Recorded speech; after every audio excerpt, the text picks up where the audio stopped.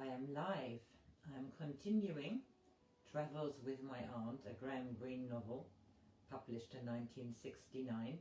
I'm here in the second part of this book, chapter 5. Henry Pulling, a retired bank manager, met up with his aunt after 50 years at his mother's funeral. And she took him on some travels, and then he came back to England, and anyway, he is now in Paraguay, where he's met up with his aunt, and she's explaining things to him. Anyway, I continue. What did Wordsworth tell you? He was in a pretty bitter mood. If your aunt hadn't been so old, I'd have said it was love.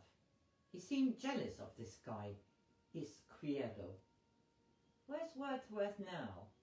He's sticking around. He wants to see your aunt again when things blow over. Are they likely to blow over? Well, Henry, they could, if everyone were reasonable. Even my sneeze. I guess so. As for Mr. Izquierdo's smuggling racket, no one cares a devalued dime about that, if only he'd be reasonable. Now, you know Mr. I. I've never met him.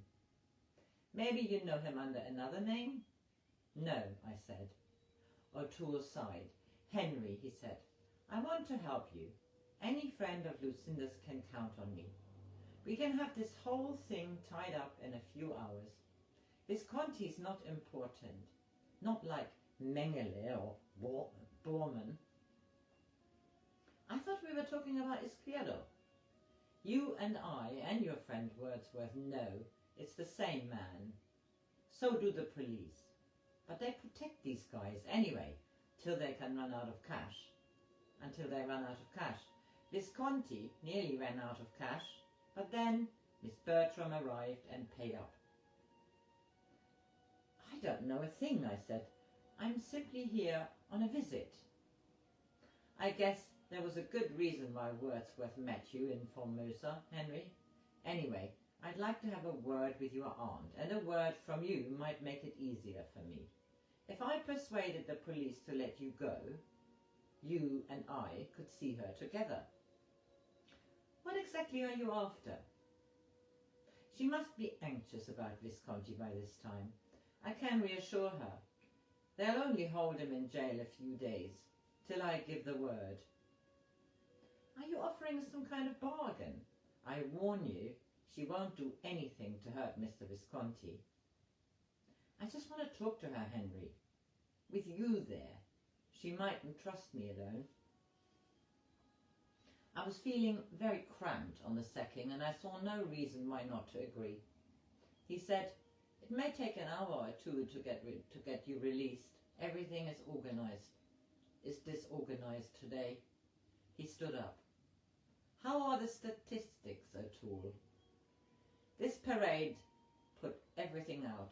I was afraid to drink any coffee for breakfast.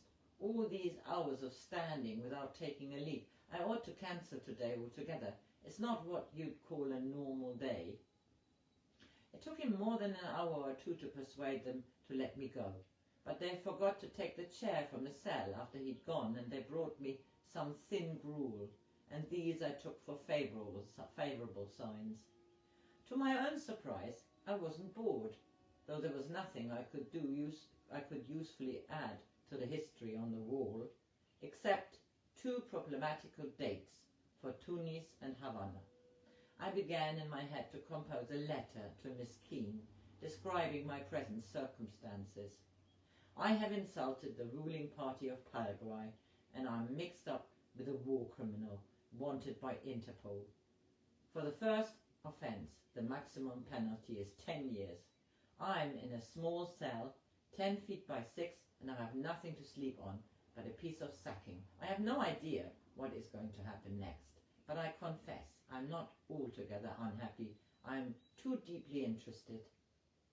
I would never really write the letter, for she would be quite unable to reconcile the writer with the man she had known. It was quite dark outside when at last they came to release me. I was led back down the corridor and through the office, and there they solemnly returned me my aunt's red scarf. And the young officer slapped my back in a friendly way, urging me through into the street, where O'Toole waited for me in an ancient Cadillac. He said, "I'm sorry it took longer than I thought. I'm afraid Miss Bertram will be nervous about you too." "I don't think I count much beside Mr. Visconti." "Blood's thicker than water, Henry." "Water's not the term to use for Mr. Visconti." There were only 2 lights on in the house. As we came through the trees at the bottom of the garden, someone flashed a light in our faces, but the light went out before I could see who held the torch. I looked back from the lawn and could see nothing. "And you having the place watched?" I asked. "Not me, Henry." I could tell that he was uneasy. He put his hand inside his jacket. "Are you armed?" I said. "One has to take precautions." "Against an old lady? My aunt's the only one here." "You can never be sure." We went forward across the lawn and climbed the steps. The globe in the dining room shone down on 2 empty glasses and an empty bottle of champagne. It was still cold to the touch when I picked it up. When I put it down, I knocked over one of the glasses and the sound rang through the house.